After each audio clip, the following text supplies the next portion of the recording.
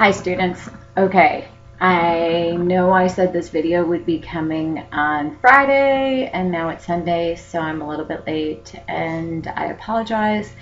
There are just some days that go that way and this was one of those times, but it's here now and I hope you're all ready to get started now with unit number 3. In this unit, we will be looking at reading and talking about the materials from chapters 5 and 6 of the Charlotte and Burns textbook. These chapters, like the other ones, as you are already finding out, are chock full of a lot of detailed information. Chapter 5 talks about the national development in the 19th century after things had started to become a bit stabilized. I wouldn't necessarily call it the most stable area in the world, but the craziness of the post-independence period had started to slow down. So the countries in the later 19th century were able to focus more on the development of their political systems and on the development of their economies. And it was during this time period that they went, most countries anyway, went even further with the decision to focus on export-oriented development. Now, export-oriented development is development that focuses on building your economy through products you are exporting to other nations that will be manufactured or used in helping to develop their industry. So, for example, in South America, you had the export of items such as nitrates and guano from Peru that helped to build the growing agricultural industry, particularly in Europe. You had the beef industry in Argentina. You had coffee and precious metals from Brazil. Central America in this time period was primarily coffee and bananas. And then in Mexico, you had kind of a diversity. You had fibers that were used for rope. You had mining industries. So development was really based on products that were primary resources, and not a whole lot on building native industry, although we will also see a bit of this in that time period as well. So particularly in places like Argentina, Chile, and Brazil, you'll be reading a little bit about development of industry. This is also a time period where we'll see the growth of cities. So we'll see the process of urbanization. We'll see the development of new social classes, and in particularly this would be the middle class and the working class. So the working class being more of an urban class that was separate from the rural peasant class. So they're both in the poorer sectors of society, but the working class are people who come together to work in industries or burgeoning industries. In this section, the next chapter, chapter 6, deals primarily with foreign influences, and then also again with the social classes.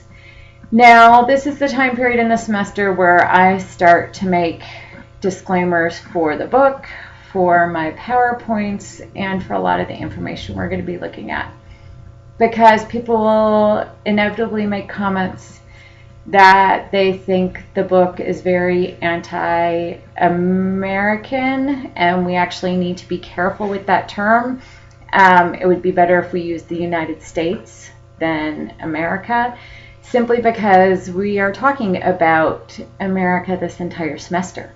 It's Latin America, but people in the Hispanic world are very sensitive to this, that people in the United States claim ourselves to be Americans while everybody in this hemisphere really is American. They might be Latin American, they might be North American, Canadians are North American, Mexicans are North American, they might be Central American, they might be South American, but in any case, we're all Americans. But getting back to what I was saying, sometimes students will start to think the book is very anti-United States, or that there might be things that pop out as being anti-US in my PowerPoints. And the fact of the matter is, I know the authors of the textbook, or at least one of them, and I know myself, we're most definitely not anti-United States. We love our country, we love the freedoms it offers, we are very proud to be here, but the fact of the matter is that there has been issues and some really blatant problems in the dealings of the United States and Latin American nations. And we're going to see this really starting in this time period where we look at how the United States became involved in the Cuban War of Independence. And we call that war the Spanish-American War. But it really was a Cuban War of Independence that the United States kind of stepped in and took over and then put into some place within the Cuban Constitution some very restrictive measures that hindered some of their political development.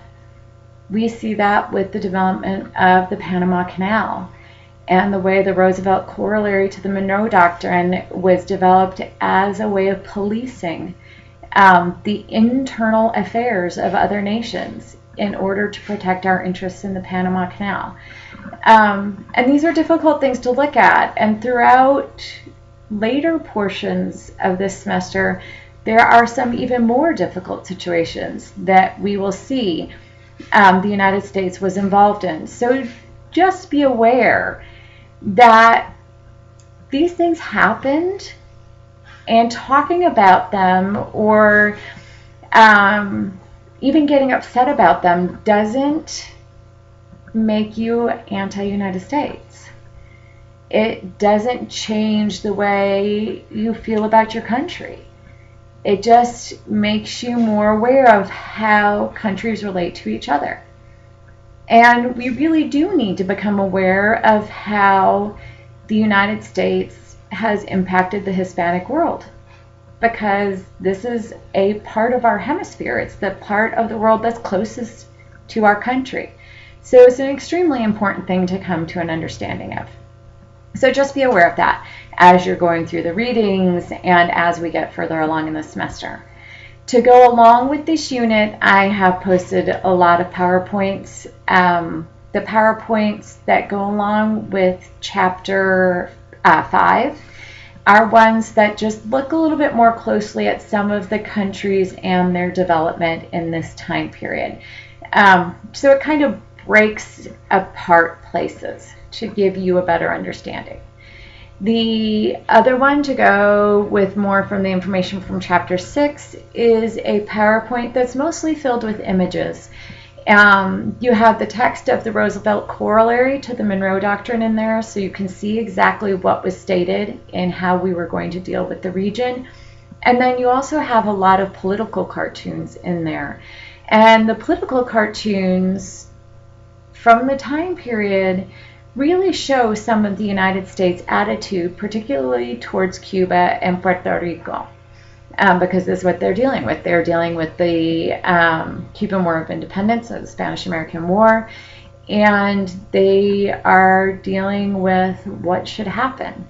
How should we treat these places once the war is over? So it's just to give you a feel for kind of the relationship and how people in the United States looked at this. Of course, you have quizzes. Once again, you have a quiz on each of the chapters. We will have a discussion forum. And you also need to make sure that you are working on your research for your PowerPoint projects. At the end of October, you will have to be giving an update on how your project is coming along. The update will include sources for your project and a basic outline of how your project is going to come together. And within the next week, I will be posting both in assignments and in the PowerPoint project module more information to help you with this. So again, as always, any questions come up, you can post in the discussion forums, you can email me. And I hope we really have a very fruitful discussion of the interesting material that we're covering in this unit. Thank you.